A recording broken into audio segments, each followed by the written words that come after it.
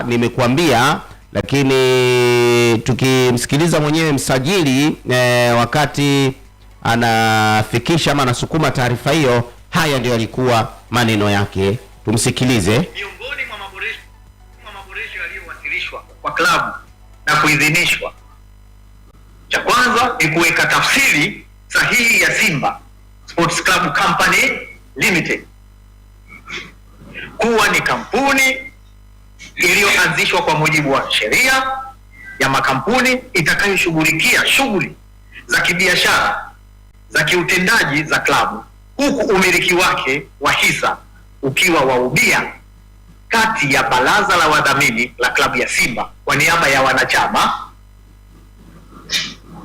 na wawekezaji kwa mujibu wa sheria na maamuzi ya halali ya mkutano mkuu. Katiba hiyo imeweka bayana kuwa hisa za klabu zitamilikiwa kupitia baraza la wadhamini kwa niaba ya wanachama. Katiba hii pia imeimarisha muundo wa baraza la wadhamini lenye wajumbe wasiopungua kuanzia 5 hadi 7 watakaomiliki na kumiliki au watakaomiliki na kusimamia mali za klabu ya Simba kwa niaba ya wanachama. Kuweka wazi kuwa mkutano mkuu ndio chombo chenye mamlaka ya kudhibiti uteuzi na kuondoa wajumbe wa baraza la wadhamini.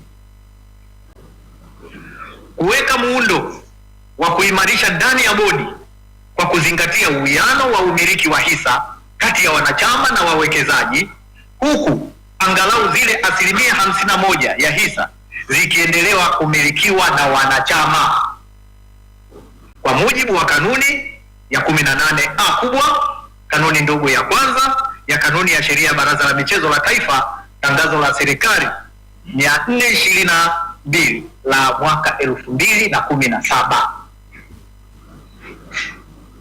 Ni muhimu kusisitiza kuwa muundo huu umeboreshwa ili kuendana na uwiano wa umiliki uliokwisha pitishwa na mkutano mkuu na si kuanzisha mfumo mpya wala kubadili maamuzi ya wanachama. Sababu sasa zilizotusababisha sasa kutoa idhini ya katiba hii, kutokana na maelezo haya hapo juu niliyoyaeleza, ofisi ya msajili imetoa idhini ya marekebisho hayo imetolewa kwa sababu zifuatazo. Kwanza, marekebisho hayo yanaendana na sheria ya Baraza la Michezo la Taifa sura ya 49 na kanuni zake. Yanaimarisha utawala bora, uwazi na uwajibikaji. Tatu, yanazingatia ushauri wa mwanasheria mkuu wa serikali aliyoutoa kwa klabu ya Simba tarehe 12 Mei 2025, aliyoshauri hivi: kuwepo kwa kampuni moja itakayohusisha uendeshaji wa klabu ya Simba ambayo ni kampuni ya Simba Sports Club Company Limited.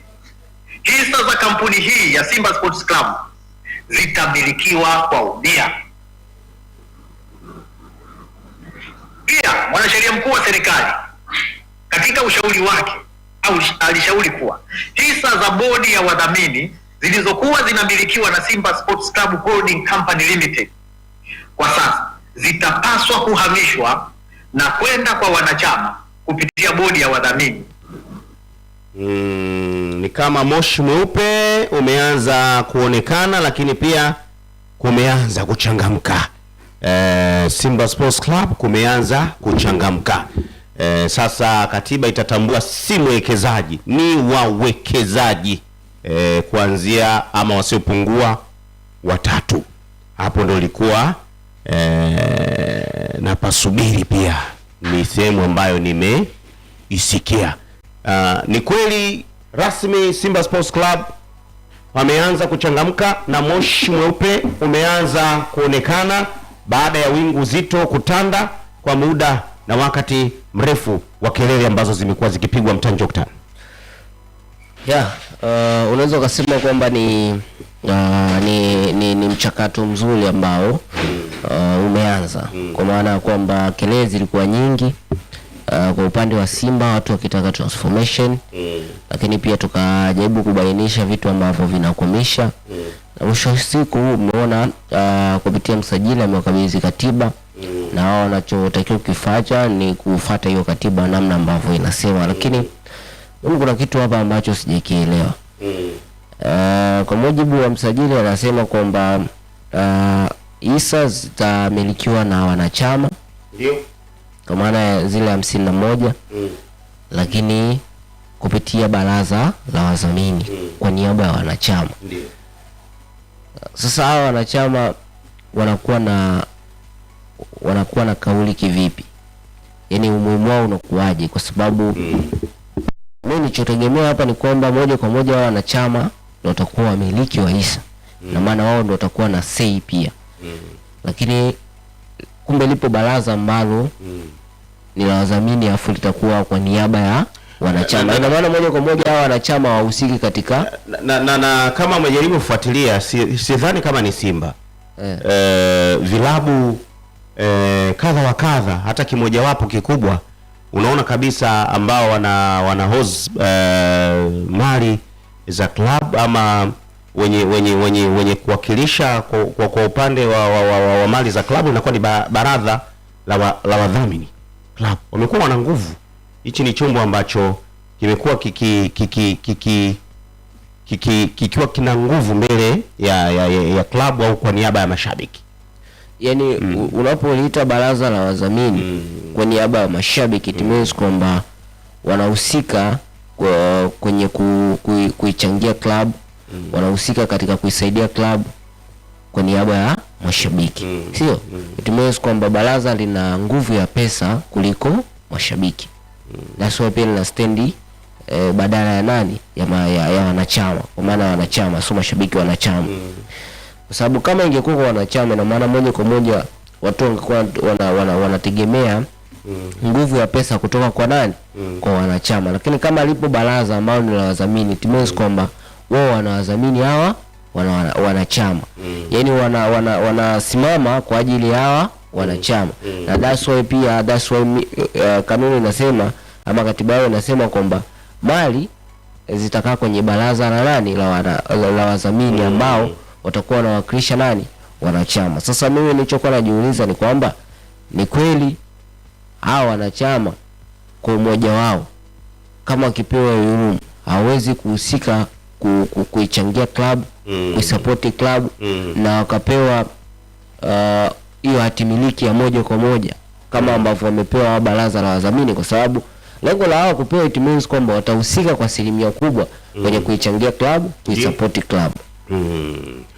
Wewe Peter, baada ya kusikia taarifa hii unaiona unaona nini ndani ya klabu ya Simba, na unaiona Simba mpya ikiwa inakuja ambayo haina kelele na mashabiki wake? Kwenye kelele haziwezi kuisha. Hicho ni kitu ambacho hakiwezi kuisha, kwa sababu wanaongoza hizo timu ni binadamu.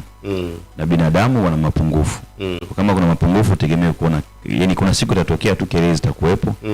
Yani kwamba kukamilika kwa transformation na kila kitu kama ndo kutokuwa kuna kelele, haiwezi kuwa hivyo. Kwa sababu ni binadamu na binadamu tuna mapungufu. Sijajua hasa mnahoji kuhusu nini, lakini nafikiri mchakato sasa umefikia sehemu nzuri. Ndio. Kwa upande wa Simba. Kwa sababu matakwa ya wanachama wa klabu ya Simba ni kuona nguvu yao pia inafanya kazi. Matakwa ya wanachama wa klabu ya Simba ni kutaka kuona klabu yao inafika sehemu nzuri na za ushindani. Ndio maana unaona mpaka kumetengenezwa baraza la wadhamini. Ndio. Sio la wawekezaji. Baraza la wadhamini. Manake udhamini hata wanachama ni wanadhamini. Si ndio? Ndio maana tumetengenezwa baraza kwa ajili yao pia. Kwa hiyo sidhani kama kuna argue nyingine ambayo inaweza kupita hapo. Ni swala tu la kukamilisha na mchakato uanze kufanya kazi kwa urahisi zaidi. Hata hao wanachama ambao wanakuja kusajiliwa, basi utajua kwamba hata ukisajiliwa wanachama wapya wanajua baraza lao ni upande wa wadhamini, sababu lipo kwa ajili ya kuwakilisha wao. Ndio. Yes. Yaani hapo lazima tufafanue hilo baraza ni lipi. Yaani hilo baraza ni lipi, ni nini baraza la wadhamini?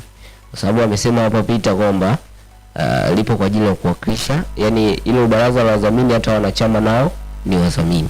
Lakini ukisoma hapo katiba kwa mujibu kwa namna ambavyo msajili amesema ni baraza la wadhamini kwa niaba ya wanachama.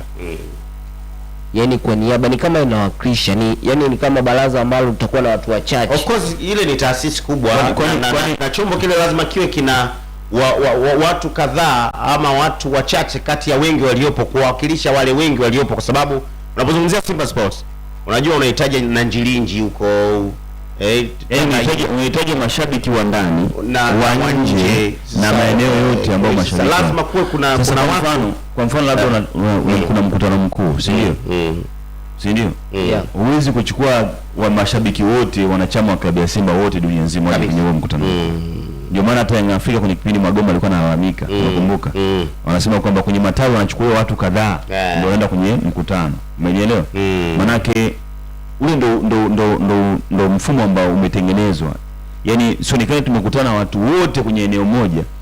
Yaani ukisha kuwa registered kama member wa Simba, si ndio? Manake unakotokea wewe si kuna matawi yenu.